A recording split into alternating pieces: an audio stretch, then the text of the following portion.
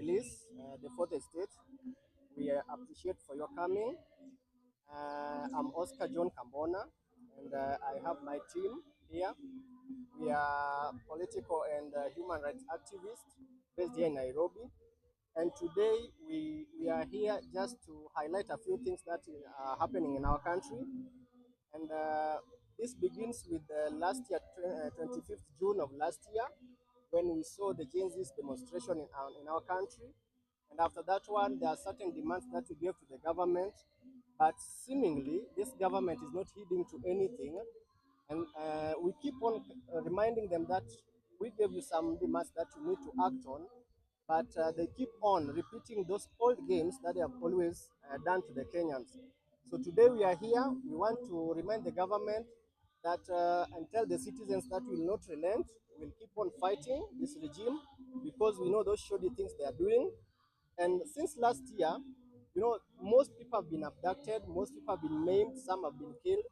But when we ask the legitimate organs of this nation, come out and tell us where are our guys, and even to compensate the bereaved families, the government has always shifted goals. And this is why we are here. We want to call it out, and we want to tell all the investigative bodies to come out clean and tell us who killed our people, and even the ballistic analysis that are being done by the DCI. We've never heard of any.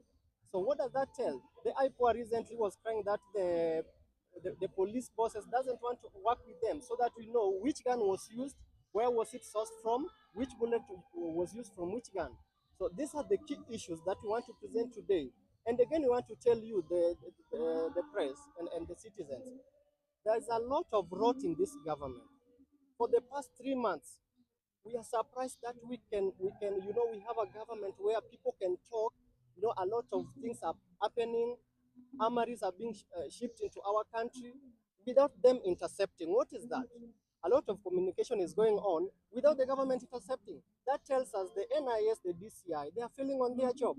And by that one, we are telling them, if these people in this position, which we entrust and earn our taxpayers' money, doesn't want to work for us, then we are going to call for a nationwide demonstration, peaceful demonstration next week, and we are going to make the government act, failure to which we'll see them all pack and leave. Having said that one, the president has always, together with his team, told us several times that we lose a lot of money in this country. We lose 2 billion each day. That cumulatively translates to around 720 billion each year. And if you extrapolate that one, for 5 years that Ruto has been in government, the Kenyan government has lost 3.6 trillion and counting. This tells us that we have a president who loves corruption, and he double speaks a lot. So we are tired of this government, and we want to tell our people that we are ready for them. This time, if they bring the arms to kill us, we will also empower our people. We will also give them arms if that calls for it. We are going to organize our people to come to the streets for 5 days, for 4 days, without going back home. And we are calling our mothers, our youths, our children. We are the goodness we are having our holidays. So even our children, we welcome them. We are calling them to the streets. We'll coordinate everything, and we want to tell the government that you have to act. We have some demands that this government must listen to. Failure to which, we are just petitioning you, and we are requesting you that kindly work on this thing. But failure to which, next week, beginning Tuesday 22nd, all the way to Friday, we'll have a demonstration countrywide. After this, we'll take our petition to the IG, Douglas Kanja, and we'll also summon his deputy and also take the same to the Kenya Police, to the Central Police Station, so that they give us adequate security. If they try to provoke us this time, we'll retaliate, and we are not requesting on this. We'll retaliate. So we can go to our demands. And this is the demand that we have for this government. We've given this government enough time to implement our grievances, but what have they done? They keep on laughing on our faces. They keep on spitting on us. Their statement on political rallies and gatherings just act as venom to our souls. They don't even respect the blood of the young people who are killed and those who are maimed on our streets. And therefore, this leaves us with no option but to give the government these demands. One, the president to release immediately the RSF rebels who are hiding in our country back to their country. And we are telling the government, we know what happens. These are the people who rape women in Sudan and rape young girls, and here you are protecting them and hiding them. We have enough communication of what is going on in our country, and you might think it's a joke. If you don't send the rebels back to their country, we'll be coming for them and we'll act as the people to send them back to their nation. Number two, immediate resignation of the CS Interior and Coordination of National Government, Chumba Murkomen, the Director General National Intelligence Service, Nordin Haji, Director General DCI Mohammed Ibrahim Amin, Chairperson of National Police Service Commission Eliud Kinodia, the IG of Police Douglas Kanja, PIJ Masingeli, National Cohesion and Integration Commission Samuel Kobia, the Ethics and Corruption Commission Abdi Mohamud, because these people have always showed us that they are incompetent. You know, Kenyans now, we must act. And this is the reason why we are calling for their resignation. Number three, unconditional release of all the abducted youths, dead or alive. And we are not giving Kenyan government an option on this one. This must be preceded by compensating the bereaved families, and the president must apologize to the nation and the youths for calling us prisoners, criminals, and organized gangs, while applauding the security units who killed innocent youths who went on the streets to exercise their democratic rights.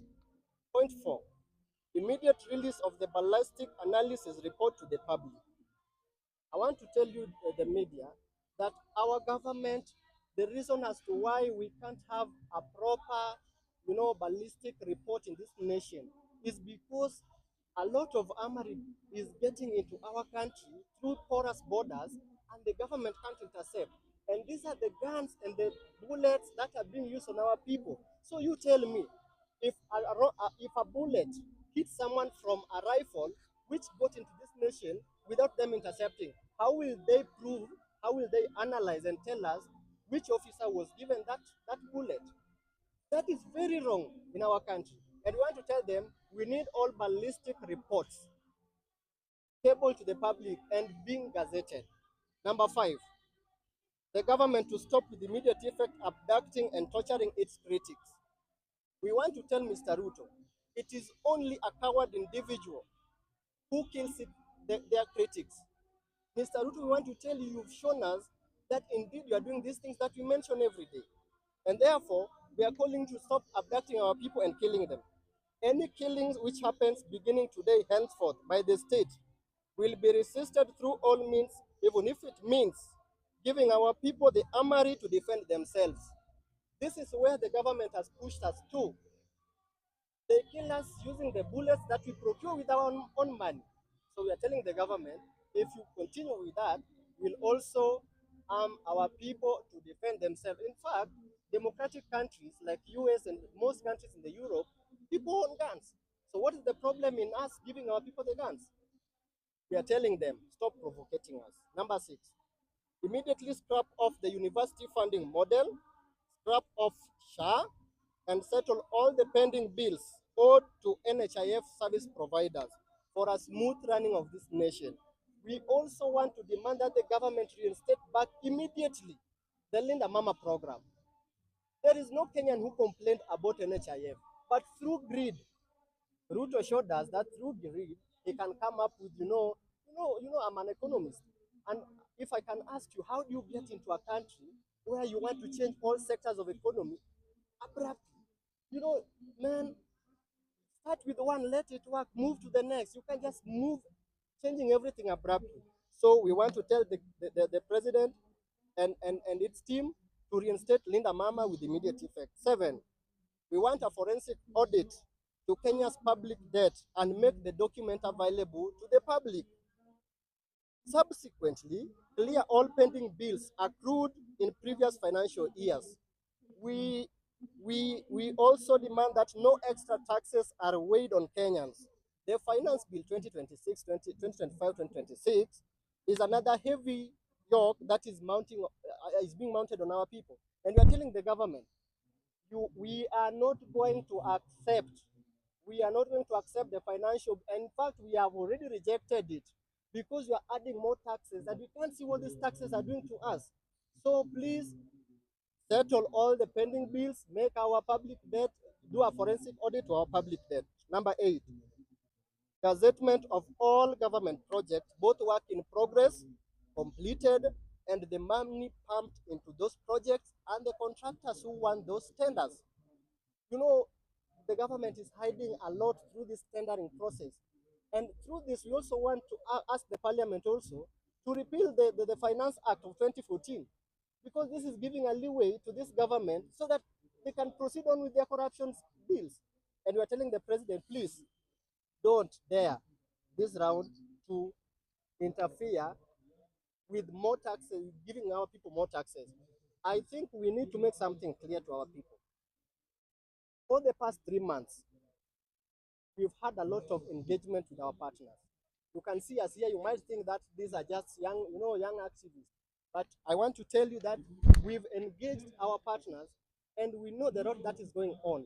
We want to ensure and ask the government, what is happening in our conservancies?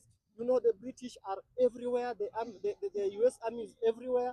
But these are people who orchestrate the raping of our women in these conservancies. And in these conservancies where, we have lots of minerals in our country. But these things are kept out of the public so that a few, can benefit from this wealth. We know what happens. And we want to ask the Kenyan government, please talk to the British Army, those in Laikipia, and all the conservancies in Kenya. Talk to them, talk to American embassies. You can't hide behind conserving the environment while making it a military base and hiding a lot of our mineral resources.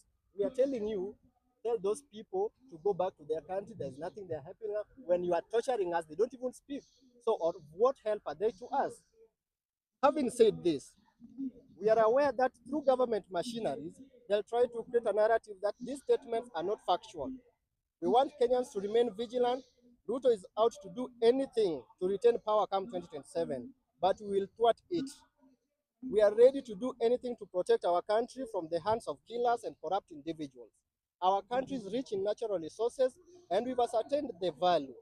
Some of these resources have been sealed off from the public to benefit a few. Some are hidden in what they call conservancies, but in real sense, they are army bases where illegal businesses changes hands.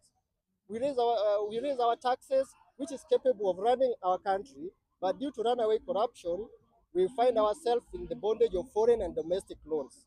We won't let you continue stealing our key assets to make yourself wealthier. Fellow Kenyans, my brothers and sisters, our mother Kenya gave us birth, nurtured us, but what did it ask for in return? Our honesty, hard work, and contribution. But what are we doing?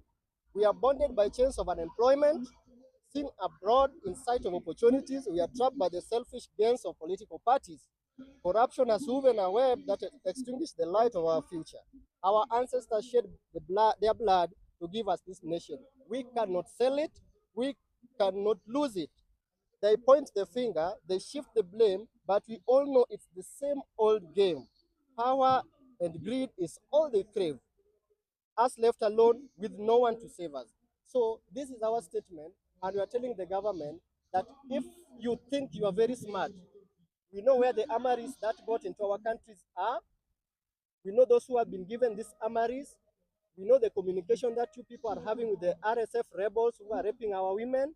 And we are telling you, if you fail to act on this thing by next week, Tuesday, we are calling Kenyans to a nationwide, and we are serving our IG with this document, a nationwide demonstration. And please, President, put your members and your guards in order. You are the chief commander of all armed forces. Tell them to restrain. If they provoke us this time, we are going to give our people the armories to defend themselves, and we are not retracting on this statement. Thank you, and thank you so much for this time. Maybe any question?